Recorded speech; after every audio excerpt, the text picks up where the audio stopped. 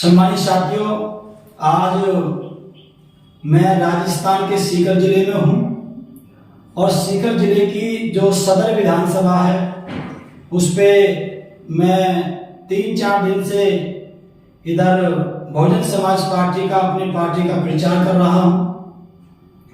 और प्रचार करने के बाद जो मैं कैंडिडेट के साथ में जो रहा 3-4 दिन और जो मैंने यहाँ के आंकड़े देखे, उस आधार पर मुझको जब ये महसूस हुआ कि ये सीट बहुजन समाज पार्टी जीत सकती है, आंकड़ों के हिसाब से, समीकरण के हिसाब से और परिस्थितियों के हिसाब से बहुत ही सूटेबल सीट है, तो फिर मैंने ये तय किया कि जब तक यहाँ पर चुनाव होगा तब तक मैं अपना सारा समय इसी सीट पर दूंगा।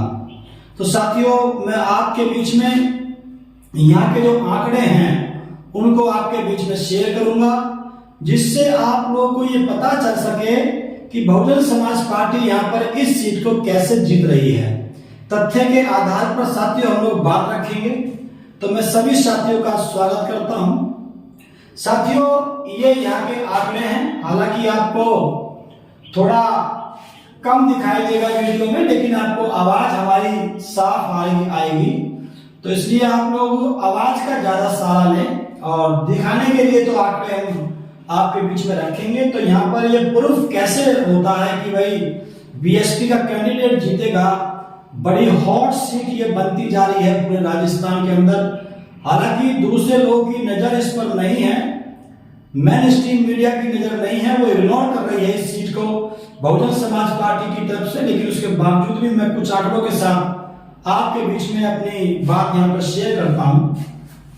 साथियों, यहाँ पर कुल मतदाता जो है यहाँ पर इस सीट पे वो ये नियर अबाउट है, लगभग है, तो 2,60,000 के आसपास यहाँ पर टोटल मतदाता है।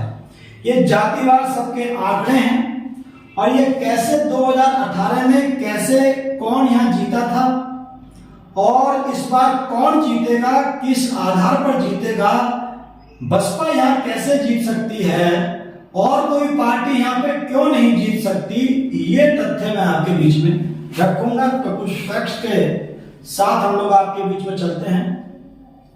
इस सीकर सदर विधानसभा में 73,000 वोट मुस्लिम समाज का है, एससी समाज का 35,000 वोट है, जाट समाज का 40,000 वोट है, सैनी समाज का लगभग 15,000 वोट है, ब्राह्मण समाज का लगभग 20,000 वोट है, कुमावत समाज का यहाँ पे लगभग 7,000 वोट है, जागीर समाज जो ओबीसी में इधर आते हैं हमारे भाई, ये आपका 5,000 वोट है, राजपूत समाज का 7,000 वोट है और गुर्जर समाज का 10,000 के आसपास यहाँ पर वोट है। बाकी अन्य में सब लोग आते हैं। सम्मानित साथियों, ये हमने मोटा मोटा आंकड़ा आपके बीच में रखा। इस आधार पर 2018 में जो चुनाव हुआ, यहाँ से कांग्रेस के राजेंद्र पारीक नाम के एक साथी जो है यहाँ से विधायक बने, जिन्होंने 83,000 वोट प्राप्त किया। इस टोटल वोट जो कास्ट हुआ उसमें से 83,000 वोट जो है पारीक जी ने यहाँ पर प्राप्त किया। कांग्रेस का यहाँ से विधायक बना। बीजेपी से रतनलाल जलधारी जी यहाँ से चुनाव फाइट किए और उनको 68,000 वोट सम्मानित साथियों यहाँ पर मिला। इसमें एक मूल बात है जो यहाँ से निकल के आती है, निर्दलीय वाहिद चौहान जो मुस्लिम समाज से ताल्लुकात रखते हैं, वो दोनों बार चुनाव लड़े। एक बार उनको 28,000 वोट मिला और एक दूसरी बार उनको एक बार 40,000 वोट मिला। तो 28,000 40,000 वोट प्राप्त करना, 40,000 वोट प्राप्त करना मुस्लिम समाज के साथी का इस बात को प्रूफ करता है कि यहाँ पर मुस्लिम समाज भी विधायक बनने की चाहत रखता है। उसका वोट का समीकरण और उसके समाज की जो चाहत है वो यहाँ पर सम्मानित साथियों निकल के आती है। तो सबसे बड़ी खुशी की बात यहाँ पर अब ये होगी कि मुस्लिम समाज जो विधायक बनना चाहता है यहाँ से बन सकता है। ये कैसे बन रहा है, ये बात बता करके हम लोग इस वीडियो को समाप्त करेंगे। ये 2023 का चुनाव जो अब होने जा रहा है 25 तारीख को, यहाँ पर भाजपा का जो उम्मीदवार है वो जलधारी जी हैं, जो कि पहले भी चुनाव लड़े थे, जलधारी। और इसमें एक सबसे बड़ा क्लू जो फंस रहा है, जो प्रॉब्लम जो हो रही है, जलधारी के साथ साथ ताराचंद दायल जी जो हैं वो यहाँ से बीजेपी से चुनाव का टिकट मांग रहे थे, लेकिन उनको टिकट ना मिल पाने की वजह से वो अब निर्दलीय चुनाव लड़ रहे हैं।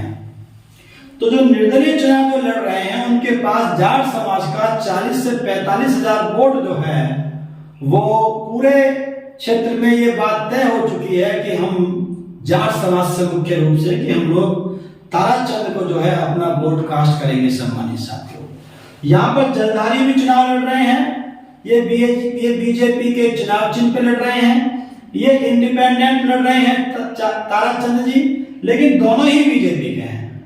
तो कहीं ना कहीं जो 68,000 वोट जो इनको मिला था पिछली बार जलधारी को, इसमें से वोट के दो हिस्से हो जाएंगे, क्योंकि यहाँ पे जाट समाज का 40 से 45 हजार वोट, लगभग यहाँ पे 40 हजार वोट है। तो यहाँ पर अगर ये वोट यहाँ से निकल जाता है, जलधारी का ताराचंद के नाम से वोट निकल जाता है, तो 68,000 वोट जो पिछली बार प्राप्त हुआ था, वो इसके दो हिस्से हो जाने से यहाँ पर जलधारी और ताराचंद के पास में जो है 34 हजार वोट बचता है। इसका रेशियो आप लोग वोट के बढ़ने के हिसाब से आप इसका रेशियो लगा सकते हैं, वो बढ़ेगा तो सभी पार्टी का, सभी कैंडिडेट का बढ़ेगा, इसका आप रेशियो लगा सकते हैं। कांग्रेस के जो है पारिक, जो पूर्व जो वर्तमान में विधायक हैं, वो चुनाव लड़ रहे हैं और उन्होंने 83,000 वोट प्राप्त किया। लेकिन इस 83,000 वोट के अंदर मुस्लिम समाज का, एससी समाज का वोट भी इंक्लूड था, शामिल था। तो अगर मुस्लिम कैंडिडेट आता है बाहर से, तो ये 30,000 और 20,000 एससी समाज का वोट, कुछ वोट उनको यहाँ भी मिला है, लेकिन 30,000 वोट यहाँ पर जो कांग्रेस में गया और मुस्लिम एससी समाज का ये वोट 20,000 गया, ये 50,000 वोट अगर इस 83,000 वोट में से निकाल देते हैं, तो यहाँ पर 33,000 वोट जो है वो कांग्रेस के पास बचता है। तो ये मूल बात है, ये निकलेगा कैसे, क्यों निकलेगा ये 50,000 वोट, इसको साथियों मैं आपको बताना चाहता हूं। क्योंकि इससे पहले जो निर्दलीय चुनाव जो मुस्लिम साथी लड़ते थे, उसके पास में जो है किसी कैंडिडेट, किसी पार्टी का सिंबल नहीं हुआ करता था, लेकिन अब की बार बीएसपी का सिंबल है।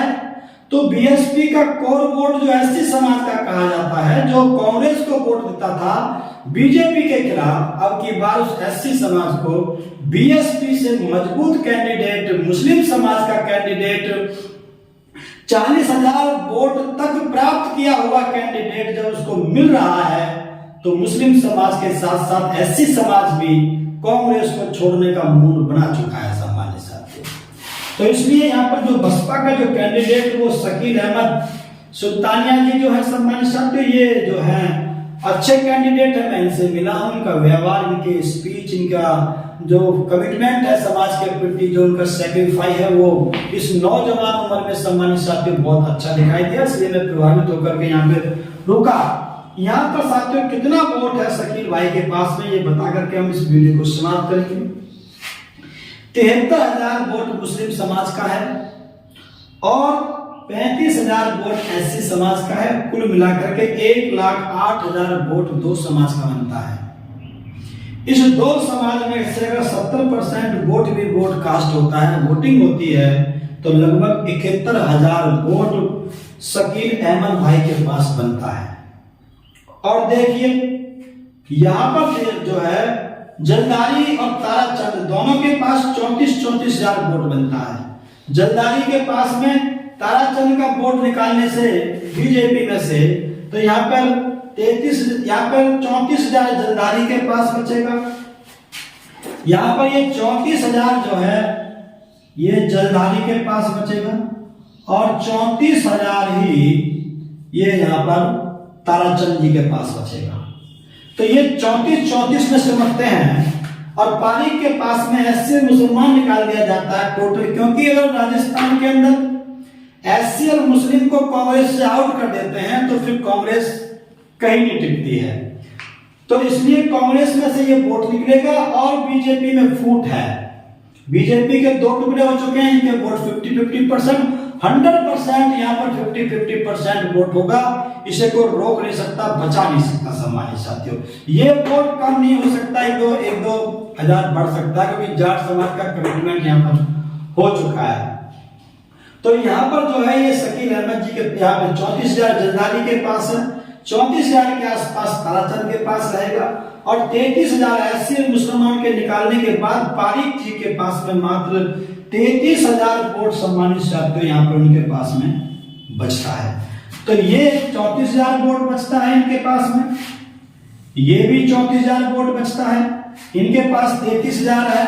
इसका मतलब अगर 40,000 है, अगर 40,000 वोट भी शकील अहमद जी प्राप्त कर लेते हैं तो ये यहाँ से विधायक बन सकते हैं बहुजन समाज पार्टी के।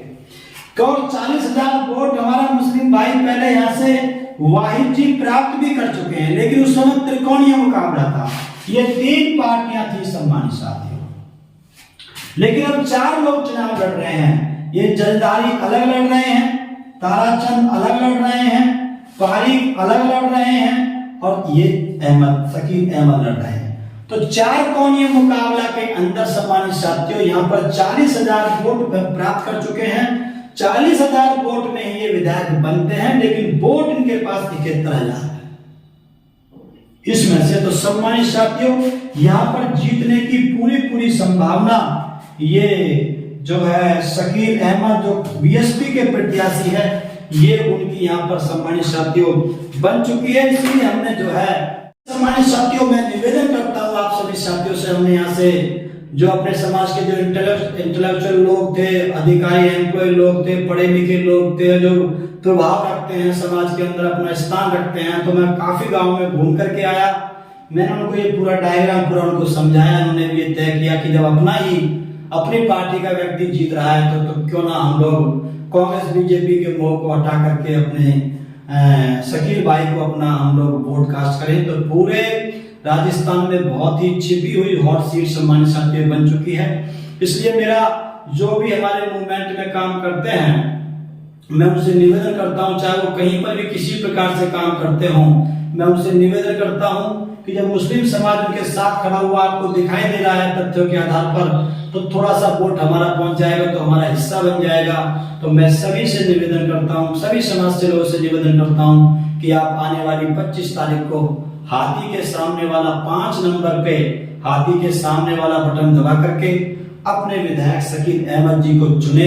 इसके लिए मैं आपसे अपील करता हूं, आपका बहुत बहुत धन्यवाद करता हूं और निवेदन करता हूं कि इस वीडियो को आप लोग ज्यादा से ज्यादा शेयर करें। और साथियों, बैलेंस ऑफ पावर बनकर के बहुजन समाज पार्टी उभर रही है। बीजेपी में भी फूट है, कांग्रेस में भी फूट है सम्मानित साथियों। अभी वसुंधरा राजे सिंधिया जी ने भी कहा है कल कि मोदी जी ने गारंटी तो दी है, लेकिन तुम्हारा सीएम कौन होगा इस बात की कोई गारंटी नहीं दी है। इसका मतलब यहाँ पे फूट आपको पड़ती हुई दिखाई दे रही होगी, तो इस फूट का फायदा उठाना है और आने वाली 25 तारीख को हाथी का बटन दबा करके बैलेंस ऑफ पावर से अपनी ताकत दिखानी है। उसके बाद माननीय बहन जी जो फैसला लेंगी, जिस प्रकार से करेंगी, उनके ऊपर डिपेंड करता है।